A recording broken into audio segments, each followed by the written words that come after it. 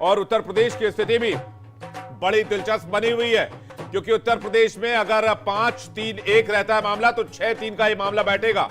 और क्या ये मामला अगर हम साख को लेकर जो बात कही गई थी अखंड, अभी तक की तस्वीर के हिसाब से बीजेपी अभी भी 8 सीटों का दावा कर रही है, लेकिन ट्रेंड्स कुछ और बता रहे हैं।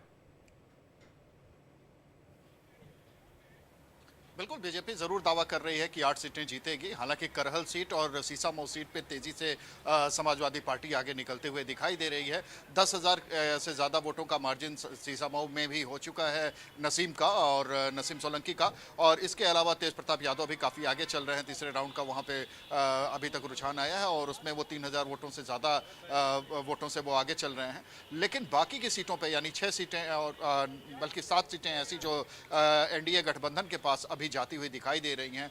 कांटे की टक्कर जरूर दिखाई दे रही है, बहुत छोटा मार्जिन कहीं कहीं दिखाई दे रहा है, लेकिन बावजूद इसके अभी भी बीजेपी जो है वो 7 सीटों पे, बीजेपी गठबंधन जो है वो 7 सीटों पर अभी भी आगे दिखाई दे रहा है। तो आंकड़े जो हैं वो तेजी से बदल रहे हैं। ये मामला जरूर है कि 6-3 का हो सकता है या फिर 7-2 का भी हो सकता है। तो ये लेके अभी जैसा दिखाई दे रहा है मामला पूरा रुझान तरीके से क्या ये माना जाए कि समाजवादी पार्टी का जो खेल है उससे बहुजन समाज पार्टी ने यहां पर फेल कर दिया है, कहीं ना कहीं खेल खराब कर दिया, और जो वोट थे समाजवादी पार्टी के वो वोट कटे हैं?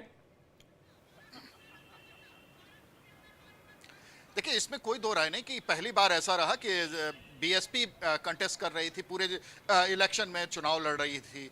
उपचुनावों से अमूमन बीएसपी दूर रहती है और सभी सीटों पे, चूंकि 9 सीटें थी, 9 सीटों पे बीएसपी कंटेस्ट कर रही थी। इसके अलावा सिर्फ बीएसपी को ही क्रेडिट नहीं दे सकते हैं।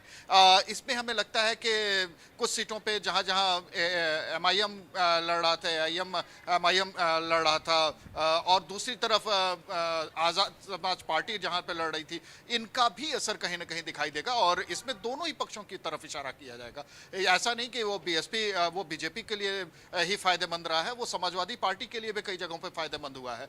वोट दोनों के कटे हैं, इसमें कोई दो राय नहीं है। हाँ, ये जरूर है कि बीएसपी के लड़ने से एक बड़े पैमाने पे अगर देखा जाए, चूंकि तीसरी सबसे बड़ी पार्टी है उत्तर प्रदेश की, तो एक बड़ा वोट बैंक उसका रहा है। और लेकिन जिस तरीके से बीएसपी लड़ी है, उस बीएसपी के उस लड़ने पे भी थोड़ा सा एक मायूसी सी रही बीएसपी के चाहने वालों में। पिछले कई साल से देखा गया है, खास तौर पर जब से भाजपा उत्तर प्रदेश में आई है, बीएसपी बहुत बैकफुट पर नजर